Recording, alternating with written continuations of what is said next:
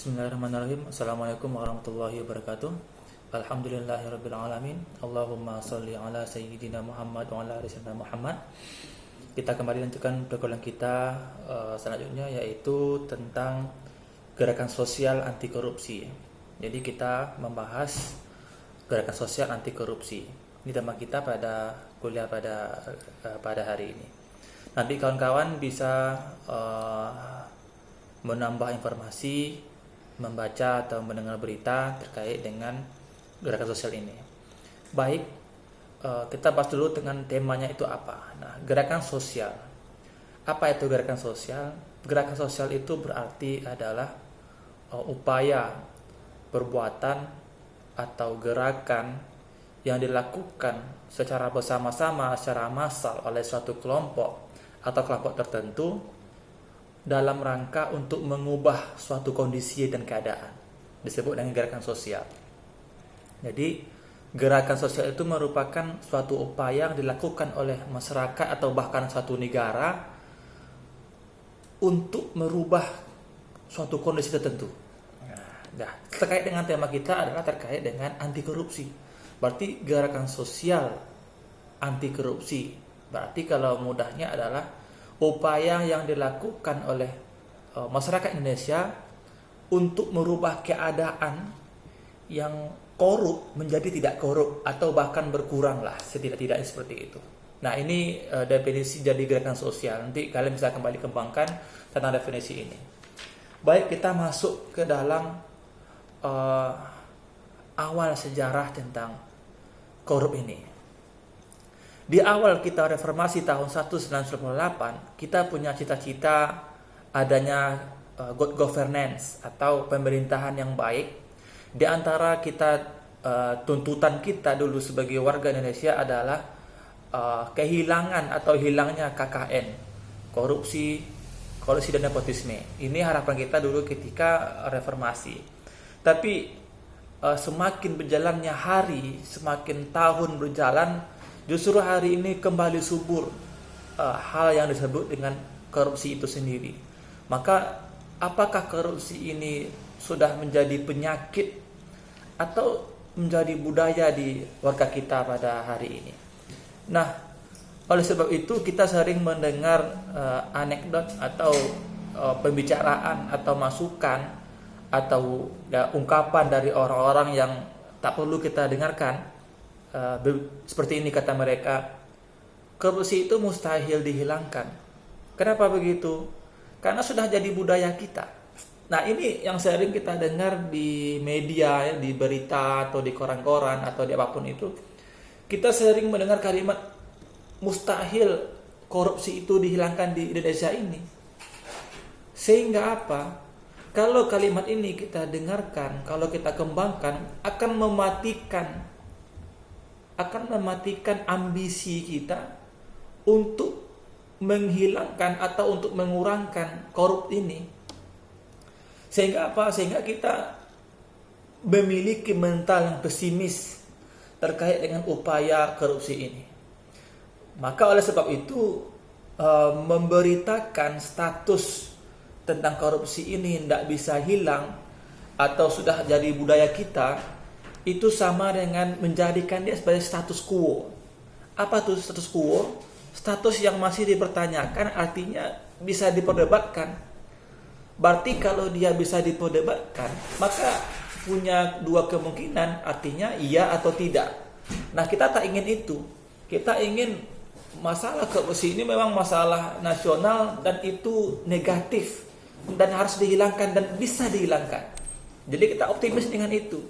Maka oleh sebab itu kalimat yang mengatakan korupsi itu sudah jadi budaya kepada kita, itu harus kita hilangkan. Lanjut. Maka oleh sebab itu muncul pertanyaan kedua.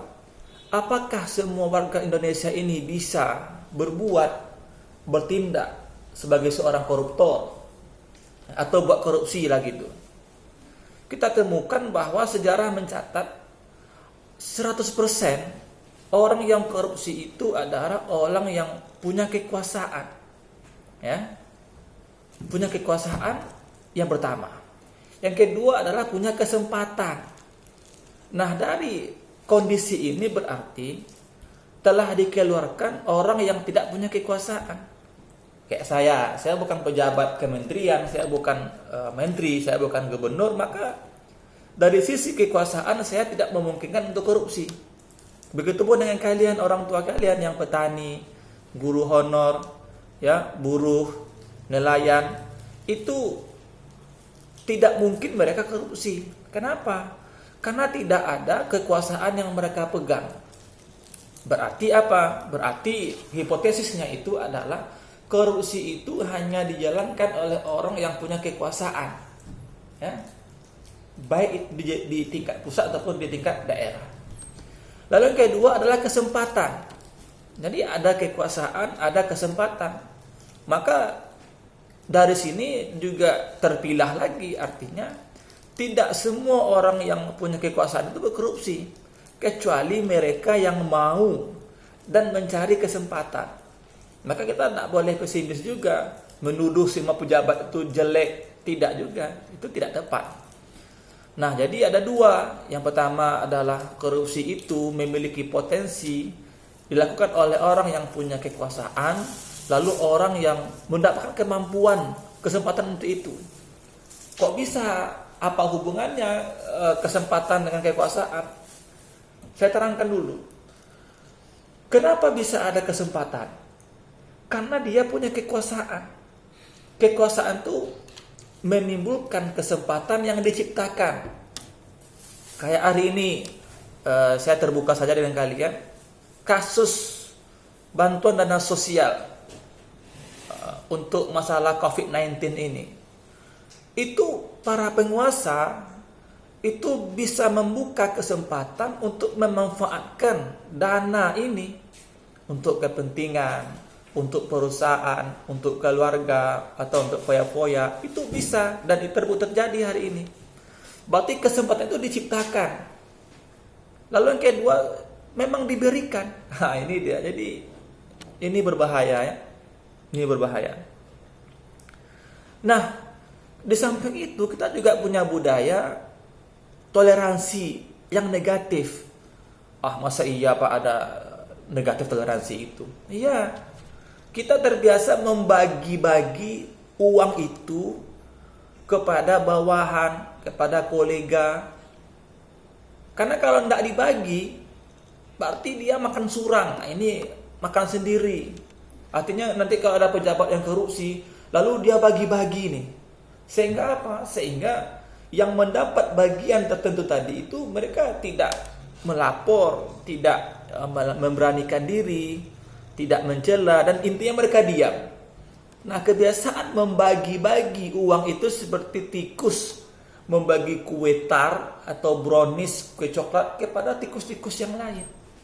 Nah, ini kebiasaan buruk kita. Nah, ini yang kedua. Lalu, apa fungsinya controlling dari DPR? Bukankah DPR itu fungsinya controlling? Nah, ini dia.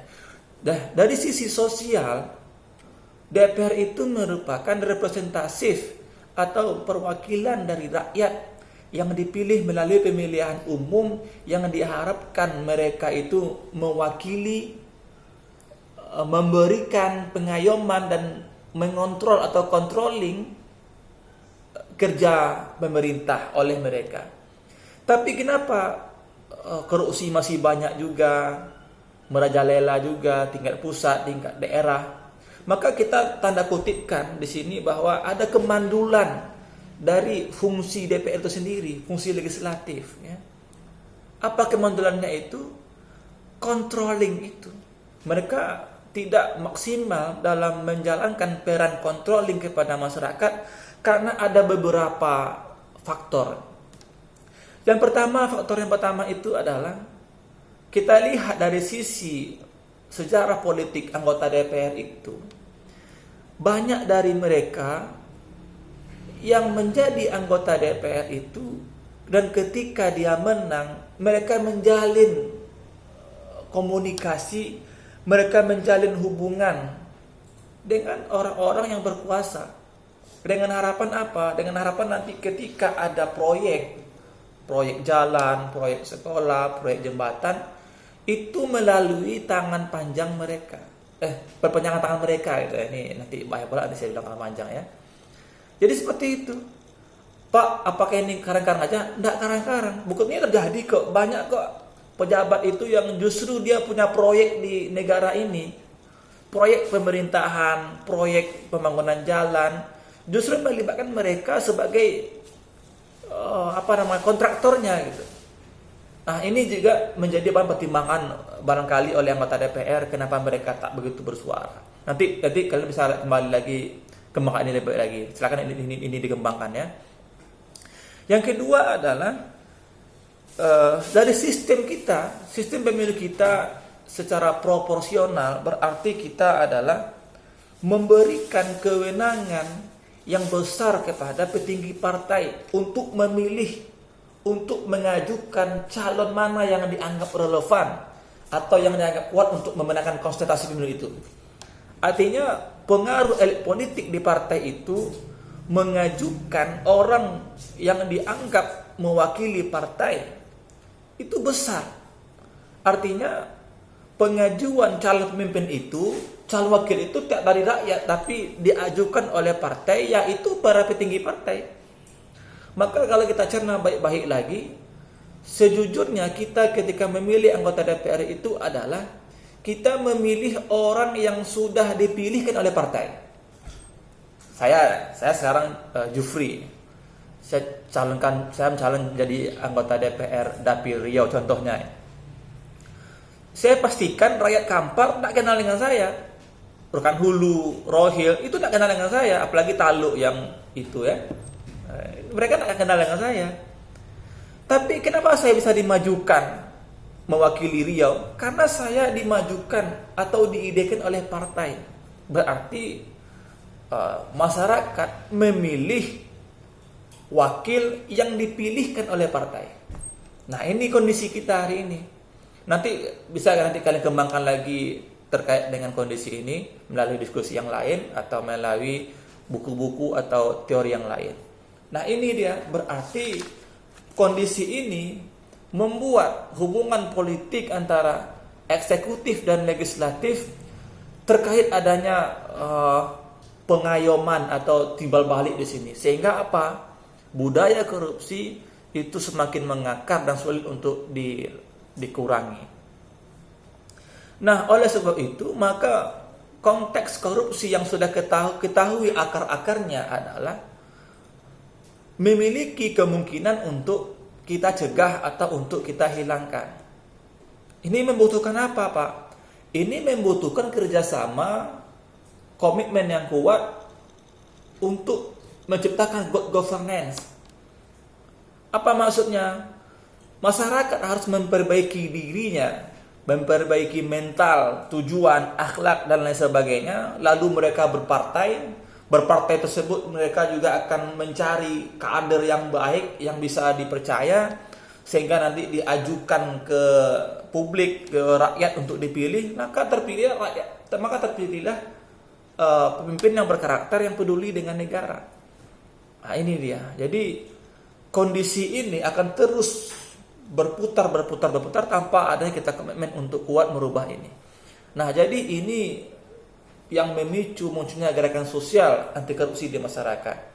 Maka oleh sebab itu saya sampaikan juga bahwa gerakan God Governance ini merupakan gerakan yang harus dikembangkan oleh rakyat Indonesia secara umum dan juga harus dimotori oleh para pejabat, oleh para cendekiawan, oleh para akademisi dalam rangka menyelamatkan ekonomi, politik di negara ini dengan baik. Sehingga harapan kita dengan baiknya gerakan ini secara masif dan teratur, maka kita punya harapan akan memiliki dampak positif terkait dengan apa yang kita maksud dengan budaya kita yang baik ini. Baik, saya kira inilah kuliah kita pada sesi kali ini tentang gerakan sosial anti korupsi, yaitu suatu gerakan yang dimotori oleh rakyat bersama-sama dalam rangka untuk mengubah kondisi tertentu di suatu negara. Karena kita mengetahui bahwa reformasi merupakan salah satu gerakan sosial yang muncul di tubuh Indonesia ini dalam rangka untuk mengubah kondisi. Maka kita punya harapan semoga gerakan sosial ini kembali muncul untuk merubah kondisi negara kita lebih baik lagi. Baik, saya kira demikianlah kuliah kita pada hari ini. Saya minta maaf kalau ada kekurangan dan kesalahan. Saya akhiri dengan assalamualaikum warahmatullahi wabarakatuh.